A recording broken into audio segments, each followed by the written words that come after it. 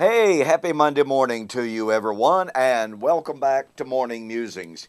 My name is Don K. Preston. I am the president of Preterist Research Institute of Ardmore, Oklahoma. You know, here we are, June 24th. I believe that's the date. Is that right? Yeah, that's about right.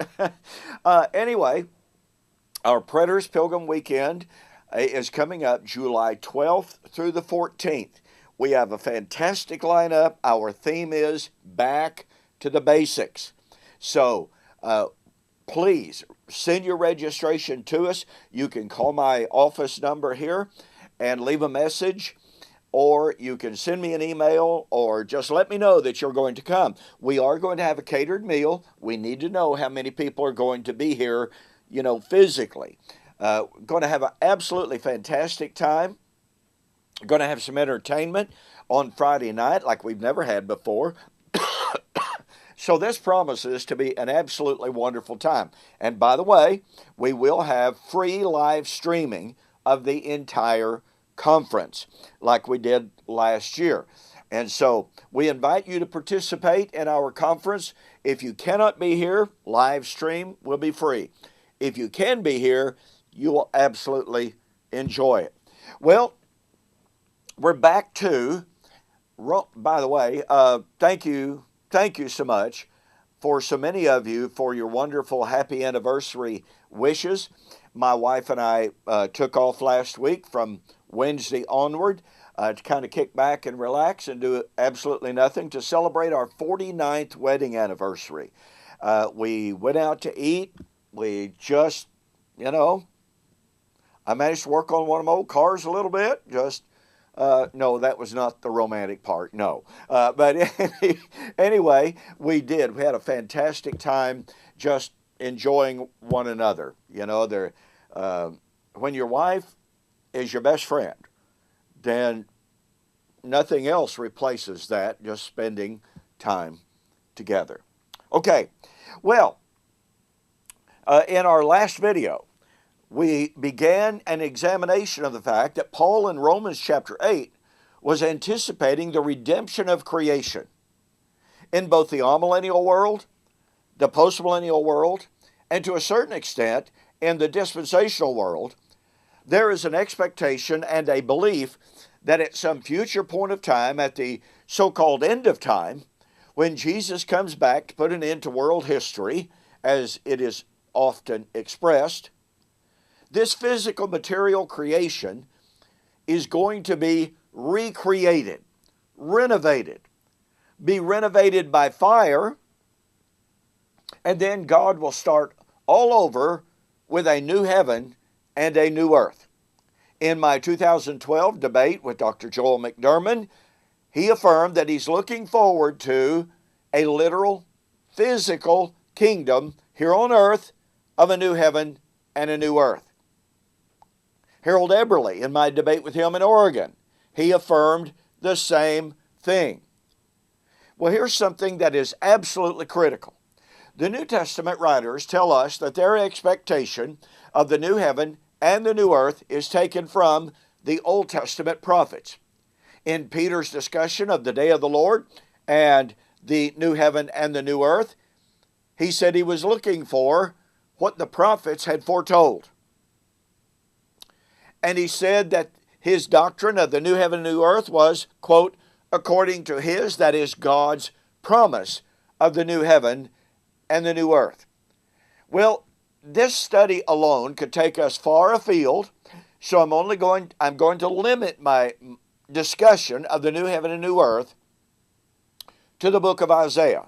There are other passages, but I'm going to limit it to the book of Isaiah. And then we will take a look at 2 Peter 3 and Revelation chapter 21. What we're going to discover is that the doctrine of the new heaven and the new earth, number one, obviously takes place at the end of the millennium. No one denies that.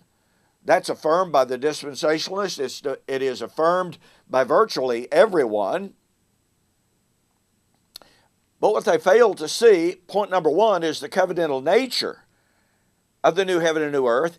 And number two, what is destroyed to bring in the new heaven and the new earth. In other words, they fail to properly identify the old creation.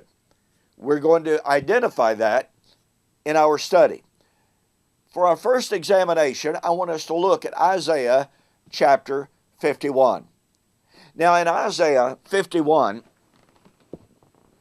the Lord has called on Israel, look to Abraham, the rock from which you are hewn. Well, Abraham is dead many centuries. Hundreds and hundreds of years.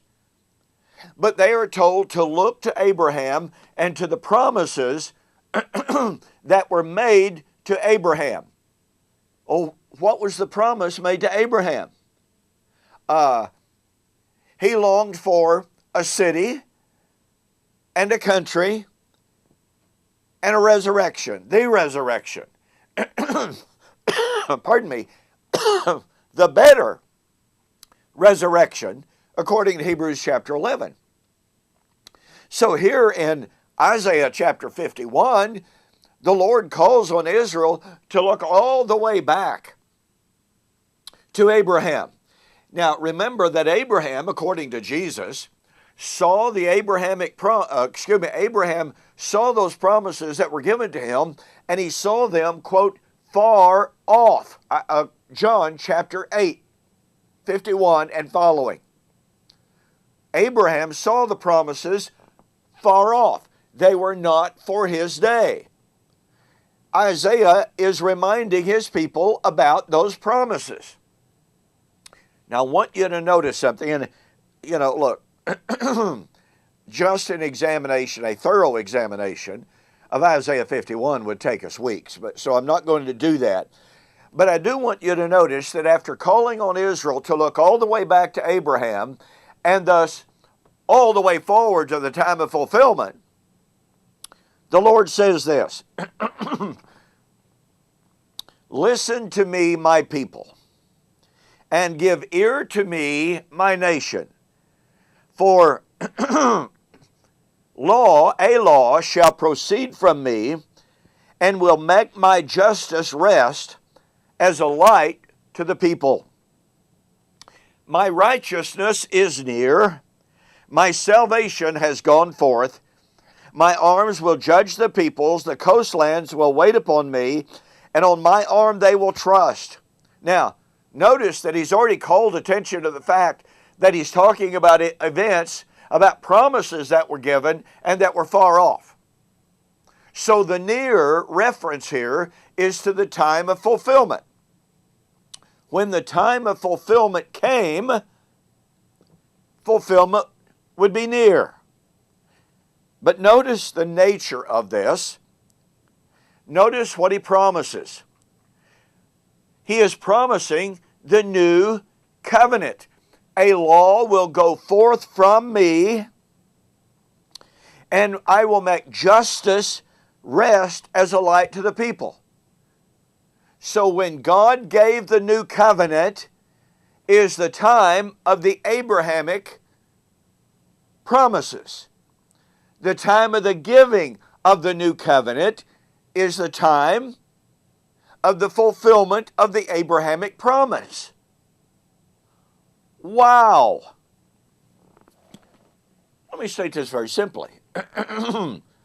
If the new covenant has been given, then the Abrahamic promises have been fulfilled. But the Abrahamic promise involved heavenly city, heavenly country, resurrection. Folks, we can't divorce resurrection and the new creation from the promises made to Abraham. And here is Isaiah calling Israel, remember the promises that were given centuries beforehand. Look to the time of that, which Abraham was told was far off.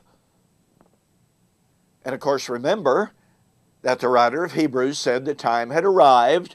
They were now standing at the foot of Zion, which is the heavenly city in the heavenly country promised to Abraham. The time of fulfillment had arrived and was therefore near, just as Isaiah said it would be when the time came. So first of all, in our examination of the new heaven and the new earth, i.e., the redemption of creation of Romans 8, we must keep in mind that it is related to the Abrahamic promise. Now, we've talked about the Abrahamic covenant, the Abrahamic inheritance a lot, but I'm now looking at it in the context of Isaiah and what Isaiah promised. Isaiah put that new creation in the context of the new covenant. So let me say once again, God said in the time of the new covenant, He would fulfill His promise to Abraham. And oh, by the way, that promise involved the destruction, as we will see in our next video, the destruction of heaven and earth, but the continuance of the new covenant. Which means the new covenant is the means by which God would create the new creation. Listen, I've written a book on the passing of heaven and earth and the new creation, entitled The Elements Shall Melt with Fervent Heat. This is the fullest exposition of 2 Peter 3 that you'll find. It is the only full preterist exposition of 2 Peter 3 that I'm aware of. Go to my website, donkpreston.com, bibleprophecy.com, order the book, The Elements Shall Melt with Fervent Heat, send me a note that you saw the offer on YouTube or Facebook, and I'll pay your shipping.